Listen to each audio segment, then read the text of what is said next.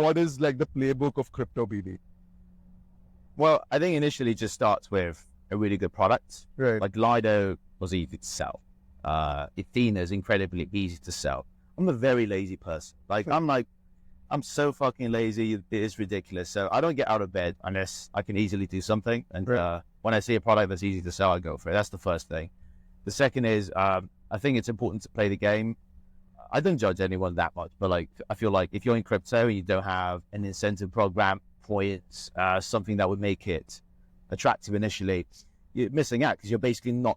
Imagine you're like a big company. You're like, my marketing department is going to be completely understaffed and under budgeted. Like that doesn't make any sense, does it? Right. In crypto, incentives are the marketing, and I think a lot of people just avoid, especially dollar-denominated asset products, are like, we're not going to do any tokens. Unless you're BlackRock, like it's really hard to do that. So I think it's important to tap into crypto, the incentives and stuff, and then I think creating certain hype on Twitter is a nuanced thing. Like there's the way that most people do it, which is you just do cheap shills and stuff like that. But what works better, I find, is actually in-depth conversations and disclosures of risks that tend to work because people are like, okay, there's an actual product there. Right. Getting money out of someone is like the most difficult part of it, right? Like you really need to ace your pitch at the time. You must have like come across so many BD people or ecosystem people in the space who are pitching, but like they're probably like really bad at it or they really suck at it, right? Yeah. What are like probably the 3 pointers when it comes to your mind for like a perfect pitch? Yeah,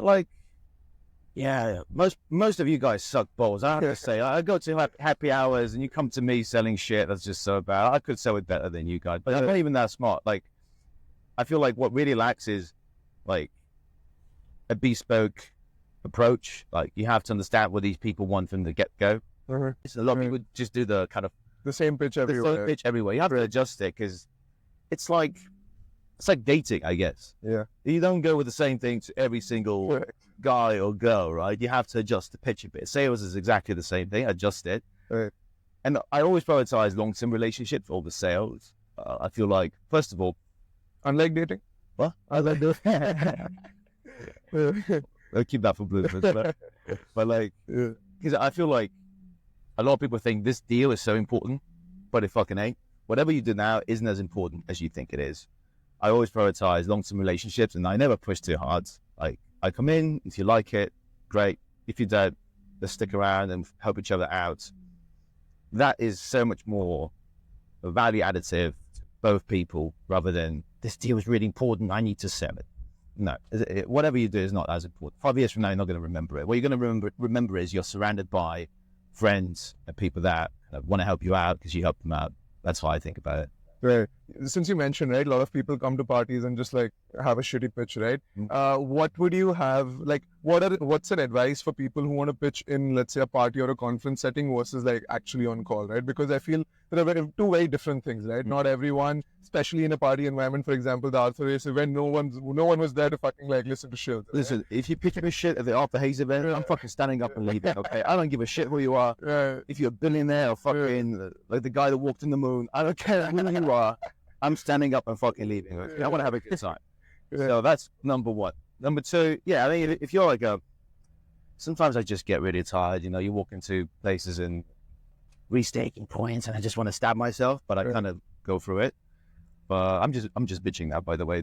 Don't listen to what I'm saying. But I think the point is, just say if you know the person, recall what they're pursuing, what they want. Fine, just start chatting and see if there's something there. It really be like dating. You know, like just flirt a little. Just have, actually, honestly, just have fun. Like, just to people, see what they like and see how you can help each other out. That's how I think about it. And what are some growth hacks that have been like really helpful for you initially? For Ethena, particularly, or just anything? Just for your brand now. I feel like you've built a personal brand as well, and now there's Ethena's brand that's like sort of coming together. Yeah, I feel like it's important to test boundaries. Like, I like to test boundaries a lot on Twitter. Just 90% of the shit I write isn't real. Like, I don't believe the stuff I'm saying. I'm just testing you fuckers out, how sensitive you are to it, so I can see how much further can I keep pushing. So I'm free as a person. I always prioritize my freedom of expression And that's why I think what helped me a lot is just to test boundaries and see where that limit is and keep pushing it. And once I find that limit, which tends to get pushed by a lot farther by somebody like Arthur Hayes, I love to I can find myself a spot there where I can be free to be myself and not put in a fucking suit and pretend like, you know, like I'm just a business guy. I'm so much more than the business, okay? So I think, just make sure your personality stays intact and you can be yourself. That's what helped me a lot.